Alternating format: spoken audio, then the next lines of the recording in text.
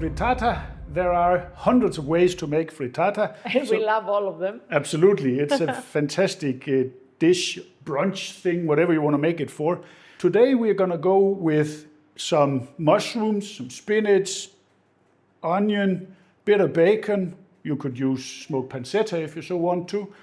So first up, 4 slices of bacon cubed up, and we're going to add that to a cold pan. We want it to be cold. We want these things to render out slowly. So we put this up to not too high heat, something medium, I would say. And we let that start rendering out here. And see my new fine spatula? Yeah, that shop in Boca Raton is the best, Fantastic. actually. While that starts rendering slowly here, let me give it a little bit more heat. Then we're gonna work with our eggs. I have here 14 eggs. Use 12, you can dial this up and down. I just took everything I had in the fridge. So we're gonna whisk that up a little bit. Oh, this is going too fast. Down, boy, down. And then we whisk these up. But for frittata, don't whisk them too evenly. You wanna have, a little bit of, what do you call it? I don't know if you call it texture. That's not the right word I'm looking for, but when you see it from the top camera here, you don't want to make it all very uniform. Leave it a little bit, it makes it more interesting. And for today, we are going to add, well, this is actually a Greek product, but it is similar to mascarpone. So a small ball of that goes in because that gives a nice creaminess to our frittata. It's always good with some cream cheese in things like this. And again, we mix this up, but not too crazy. We want to leave a few chunks of cheese so they melt out nicely and give some nice texture in here. But one thing we want to do, we want to season this a little bit. So it gets a pinch of salt and a little bit of black pepper. Perfect. And then you see, now we have it mixed with some of those white chunks here that we want to leave as is. So we set this to a side, and then we flip around our bacon a little bit and let that render out nicely so we get some bacon fat on our pan. This will take a couple of minutes. So let that continue here. When your bacon is nice and foamy like this, and you have browned up nicely, and you have rendered out all that beautiful fat, then we're going to get them out onto some paper towel. But I want them to crispen up so we have some nice texture at the end. We're going to use that for garnish. Oh, let me switch that off. It's not going to go inside the frittata. No, because then they become all... yeah, they will get mushy again. Yeah. Exactly, they become saggy then if we do that. So we don't want to have that. See if I can get the rest here. I know you like your pancetta and your bacon crispy. Exactly, I like it. Actually, I think maybe I would prefer smoked pancetta here, but now it was bacon we had today, so let me just help out the last bits here because I don't want them in here because then they will just turn to charcoal, was what I wanted to say. So we want to get all of them out here. But basically in the frittata you use what you have, right? Yeah, you could use anything. Yeah? I mean, just eggs and whatever else you like. If you have a leftover half a ribeye from yesterday, put in some steak. It's you can do anything. Yeah. But you see, we have a nice amount of leftover fat here. I think it would be enough. If not, we will add a little bit of oil.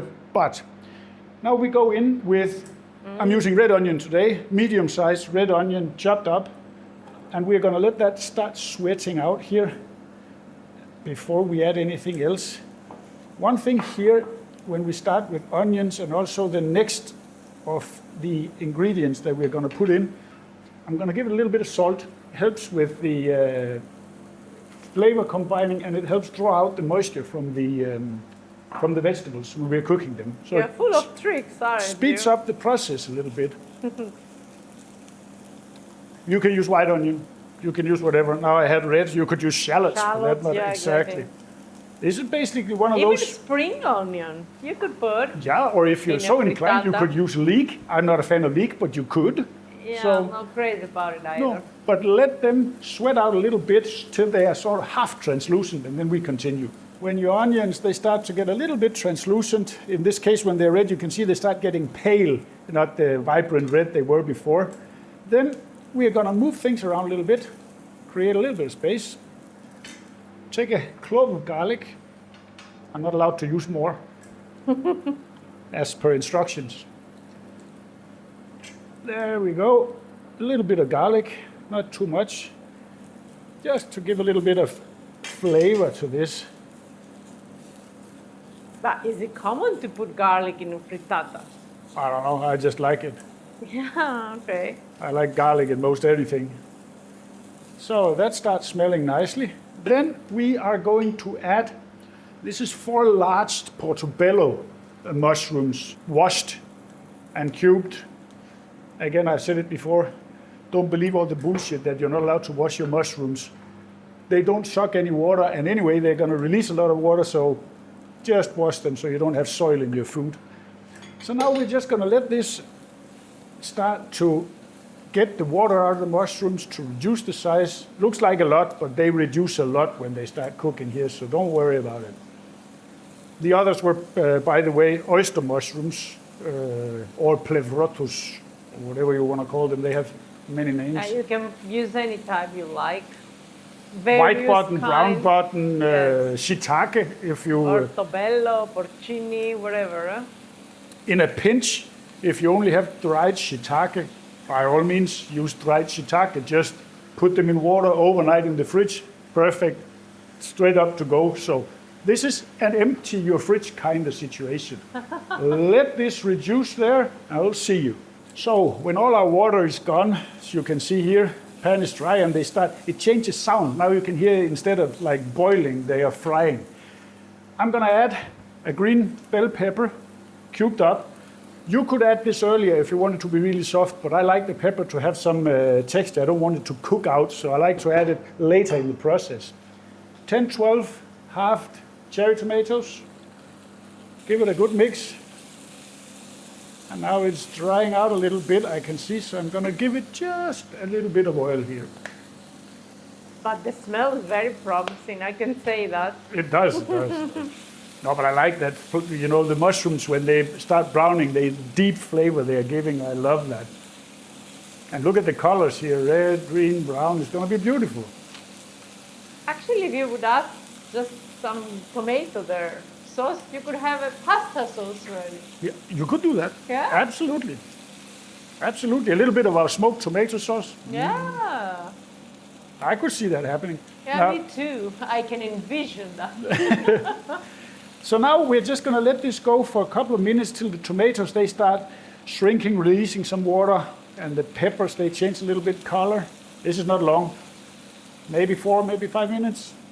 And when you see the skin starts peeling off your cherry tomatoes, we are gonna add a bag of baby spinach. This will wilt down a lot pretty quickly, so that would be very easy. Just leave it here on top, you don't have to stir it much, let it start wilting. While that does that, we are going to deal with our vessel of delivery. We are going to oven bake this. I have a non-stick paella pan here. You could use a non-stick pan of any sort that fits in your oven, but that one is too small for all the eggs we have.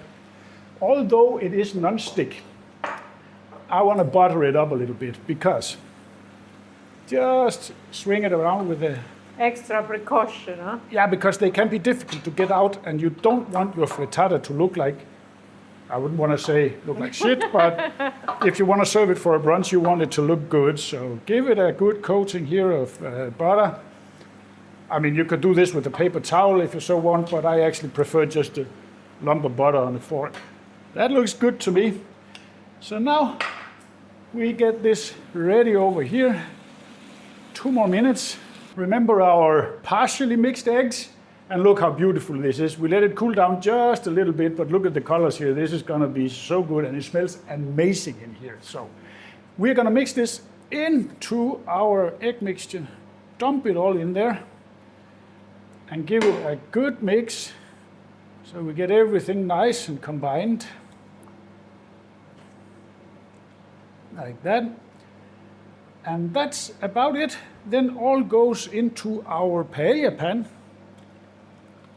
Depending how big a pot you use, The thickness will vary on that, of course. This is going to be rather thin, which I like. I think that looks pretty and evenly distributed, don't you think? Preheated oven, middle rack, 200 degrees, about 400 Fahrenheit. So that's what we're doing in with that, and it needs a good 20 minutes. But after about 15 minutes, we're going to give it a little extra tender love and care. So see you in 15. Let's get it out to see how we're doing here. And it looks beautiful. And look, we still have a little bit of jiggle here, so it's not totally finished yet. And this is where we have tender love and care. Parmesan cheese.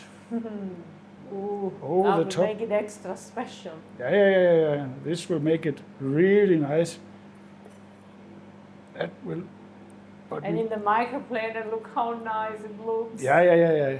I mean, you can grate it rough, but you use a microplaner, it is significantly better than, and it melts faster and better. It's just better. So back it goes, and this will be probably a couple of minutes.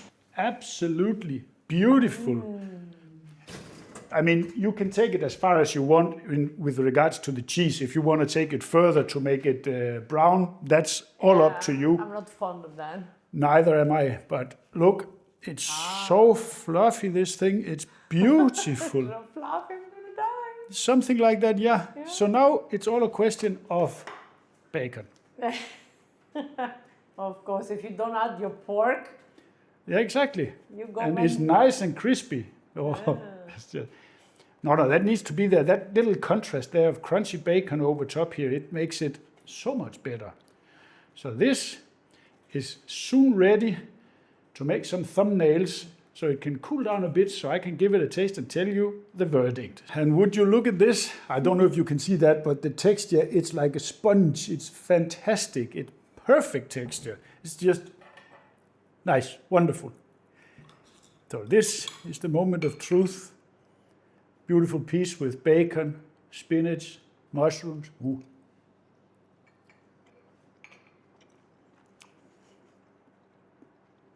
What's the verdict?